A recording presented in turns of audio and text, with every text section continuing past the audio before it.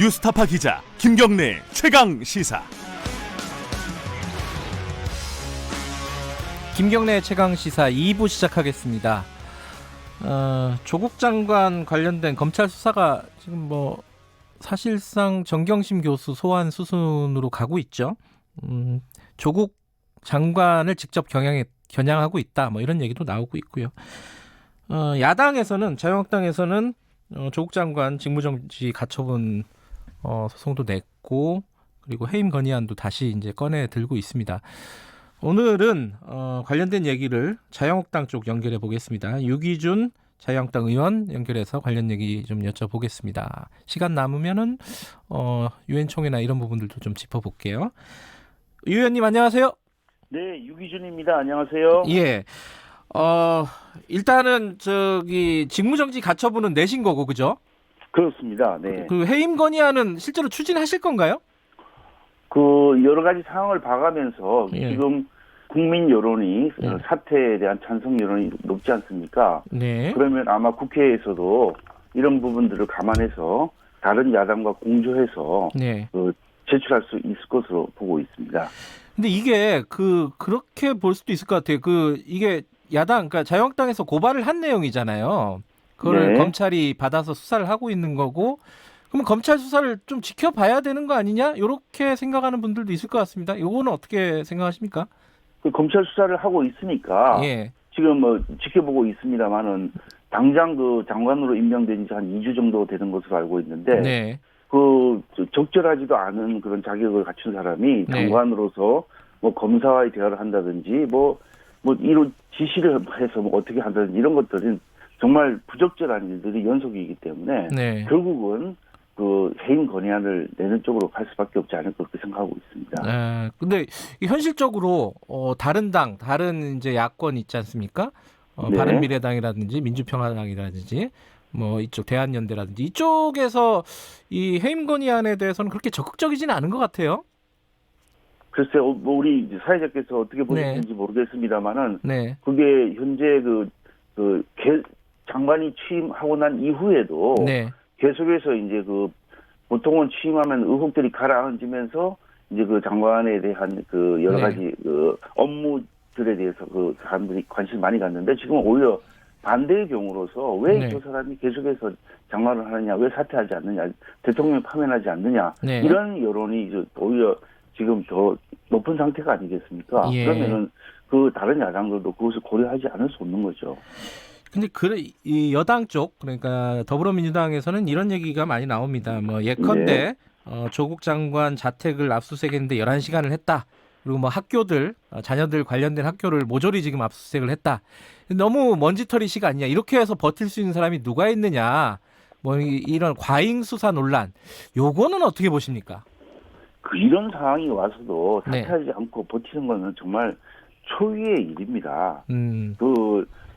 지금 보면은 논문 교수의 아들 있지 않습니까? 논문을 작성해준 교수의 아들이 뭐라고 지금 이야기하냐면은 조국 법무부 장관의 서울대 동기 변호사 아들 A씨인데 인권 서울대 산하 서울법대 산하 공익인권법센터 이 세미나에 한 번 참석했고 2주간 인턴을 한 적은 없다 이런 말도 해서 또 그리고 조 장관이 직접 전화해서 세미나에 오라고 했다 이렇게 했는데 그 당시에는 교수 아들을 모른다 이렇게 이야기를 했던 것으로 제가 알고 있는데 이게 말 자체가 벌써 다른 거 아닙니까? 그리고 지금 조 장관의 아들이 재학 중인 연세대 대학원에서 서류가 지금 입학 관련 서류가 지금 사라졌다고 지금 돼 있는데 이것도 지금 조사를 하고 지금 서연치 않은 게 한두 가지가 아닌데 무슨 그런 말을 하는지 이해가 되지 않습니다.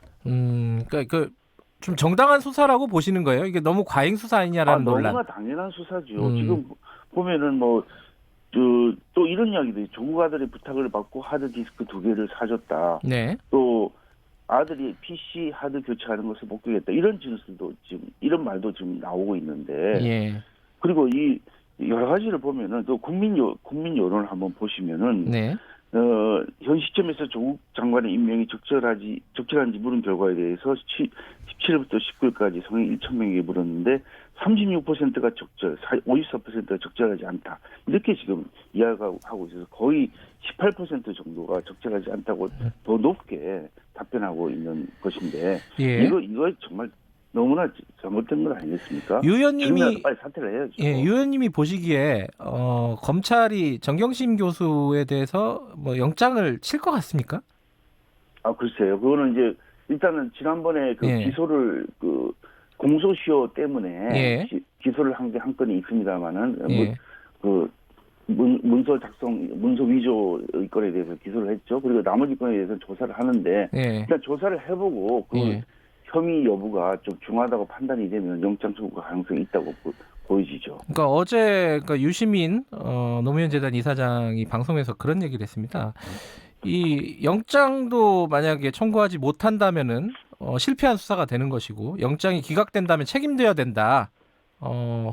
요 시각에 대해서는 어떻게 생각하니까 이게 지금까지 검찰이 했던 이 수많은 수사들, 그 사람이 말에 대해서 제가 평가하고 싶지 않은데요. 예. 그 영장 청구 여부, 영장 기각 여부를 가지고 유무죄를 판단할 수는 없는 것이고 영장의 발부는 네. 그 유무죄 관계없이 다른 건에 의해서도 결정될 수도 있는 것입니다. 예. 예를 들어 유죄가 인정이 된다 하더라도 예. 그 혐의가 예. 중죄가 아니라든지 아니면 또 그 예를 들어 그 충분히 그 불구속 상태에서 수사를 받는 것도 예.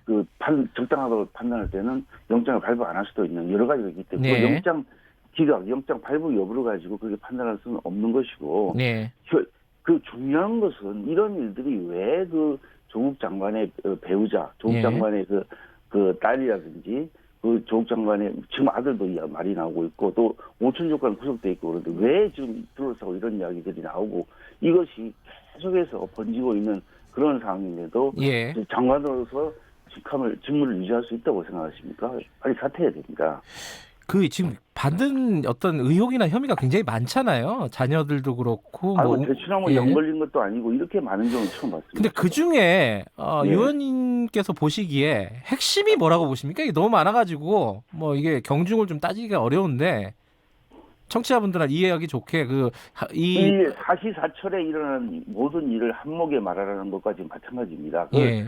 지금 뭐 크게 나누면 세 가지 줄거리가 되지 않겠습니까? 예. 그 딸의 그 입학 관련된 그 이야기들, 예. 그 다음에 이제 운동학원 관련된 문제, 예. 그 다음에 이제 그 소위 말해서 그 펀드 투자 관련된 그 부분, 이런 세 가지 줄거리로 나눠지는데 여기가 더 가지를 쳐서 또 여러 가지 일들이 많이 일어나고 있어서 이 짧은 시간에 그것을 일목요연하게 말할 수는 없는 거죠. 알겠습니다.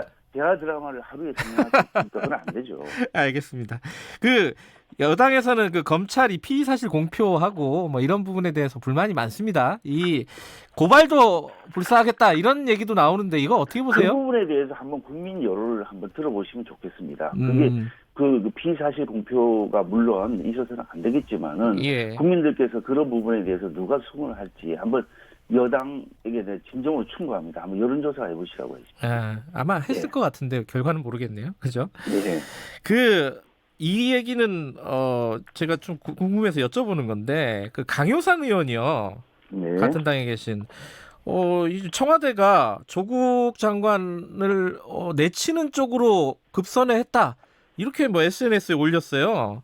저도 잘 모릅니다. 모르세요? 귀한 시간에 다른 거 아시죠? 알겠습니다. 강효상 의원 말씀은 별로 하고 싶지 않으신 모양이네요. 그게 아니 그 내용을 모르기 때문에. 모르시는 내용이에요? 네. 예. 네. 국정조사 관련해서는 어떻게 지금 진행이 되고 있습니까? 증인 채택 이런 부분에 대해서 논란이 많은 것 같더라고요. 이견이. 이제 이 부분에 대해서는 이제 여야 또 교섭단체 사이에 의견을 나눠봐야 되는데 네. 근본적으로 이 사안에 대해서는 아무래도 이런 여러 가지 사안들에 대해서는 그 의견을 달리하고 있는 것이 많기 때문에 네. 진전이 잘 안 될 수도 있지만은 네. 상임위마다는 좀 다르게 진행이 되고 잘 되는 상임위도 있고 또 아주 나가는데 공착이 돼서 더 이상 못 나가는 위원도 있고 그렇게 돼 있죠. 근데 국정조사도 여당이 지금 거부하면은 현실적으로는 어려운 거잖아요, 그죠? 국정조사를 지금 전체적인 거를 말씀하신다면은 전체적인 거는 진행이 잘 되고 있고요. 예. 근데 이제 그 관련 상임위가 뭐 법무부가 법사위 같은 경우는 그 해당이 되겠죠. 네. 그런 것은 아주 핵심 상임위고 또 불꽃 튀는 공방이 예상되기 때문에 네. 중인 채택 단계부터 굉장히 여야 간에 여러 가지 경쟁이 눈에 보이는 그런 상황이죠. 예, 알겠습니다. 뭐 조국 장관 얘기는 뭐 이 정도로 마무리하죠. 네. 그리고 외통이 계시잖아요. 네네. 그 외통이 어제 국정원 보고가 있었습니다. 아니 그건 정보위군요. 정보위에서 보고가 있었는데. 정보죠. 예. 예. 근데 그 11월에 그 김정은 위원장이 한국에 온다, 남쪽으로 온다. 이거에 대해서 어떻게 생각하세요? 이거 가능성이 있는 얘기라고 보십니까? 가능성이 거의 없다고 봅니다. 왜냐하면은 네. 지금까지 비핵화에 대해서 진전이 하나도 없는 그런 상황인데 네. 10월까지 비핵화에 대한 진전이 없으면 일단 실현이 불가능하고요. 예. 그다음에 북한도 현재 바라고 있는 게 그 제재 완화인데 네. 제재 완화가 북한 입장에서는 지금 된 게 없다고 보기 때문에 네. 그 제재 완화 없이 한국에 부산에 올 그런 가능성은 전혀 없는 것이죠. 그래서 이거는 오히려 총선용 이벤트로 국민을 상대로 희망 고문하는 것과 마찬가지라고 생각합니다.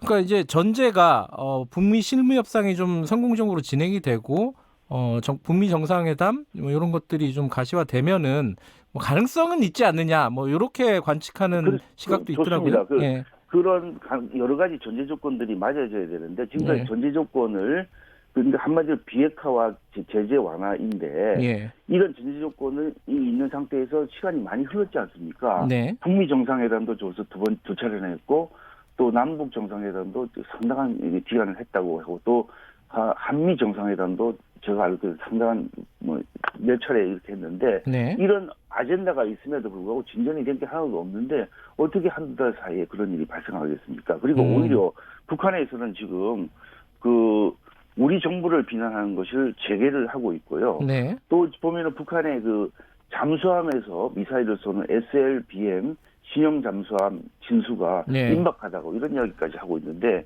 이런 상황에서 어떻게 김정은이 부산에 한해 아세안 특별 정상회의 참석할 수 있겠습니까? 이건 있을 수 없는 일입니다. 현실적으로 가능한 일이 아니다 이런 말씀이신 거군요. 그렇습니다. 예. 네. 그리고 어제 그 유엔 총회 연설이라든가 문재인 대통령 그리고 뭐 한미 정상회담 관련해 가지고 예. 자유한국당 나경원 원내대표 같은 경우에는 맹탕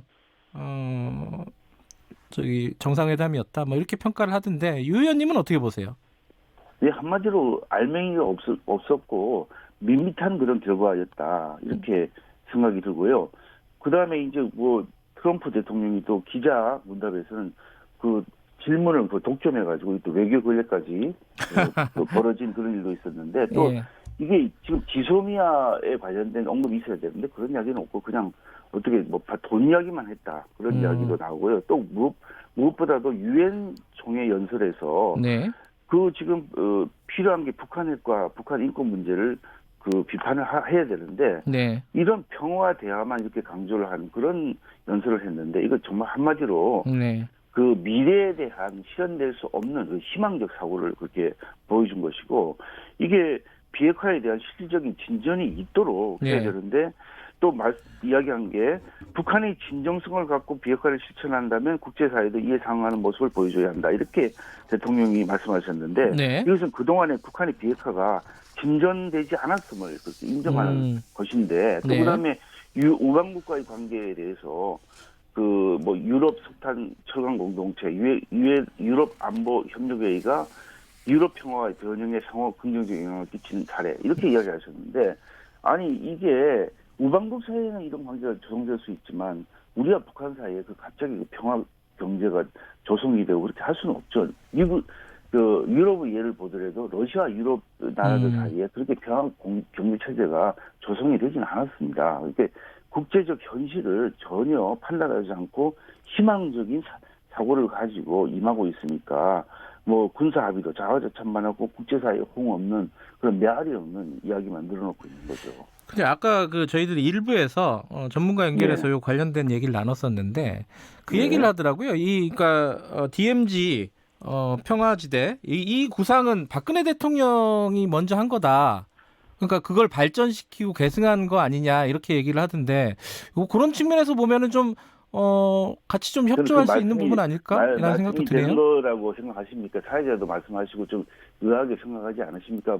박근혜 정부의 그런 정책 중에 예. 좋은 거라도 이어받았으면 저는 좋겠습니다. 예. 그러나 지금 현재 그런 걸 말할 수 있는 그런 단계는 아니고요. 우리가 네. 제일 중요한 것은 네. 지금 북한이 가지고 있는 핵무기가 도대체 몇 개인지, 예. 어디에 위치하고 있는지 그런 핵리스트를 제출받고 그럼 어떻게 폐기를 할 것인지에 대한 프로그램과 프로세스를 받는 과정을 거치고 그다음에 북한이 요구하고 있는 경제 제재 완화라든지 체제 보장 그런 쪽으로 가야지 뭐 평화만 강조하고 이렇게 한다고 해서 우리가 원하는 진정한 한반도의 평화가 나오겠습니까? 예. 너무나 지나친 현실에 대한 착각이다. 그런 말씀드리겠습니다. 현실성이 없는 어떤 내용이었다 이런 말씀이시네요. 예. 알겠습니다. 오늘 말씀은 여기까지 듣겠습니다. 오늘 고맙습니다. 네, 고맙습니다. 유기준 자유한국당 의원이었습니다.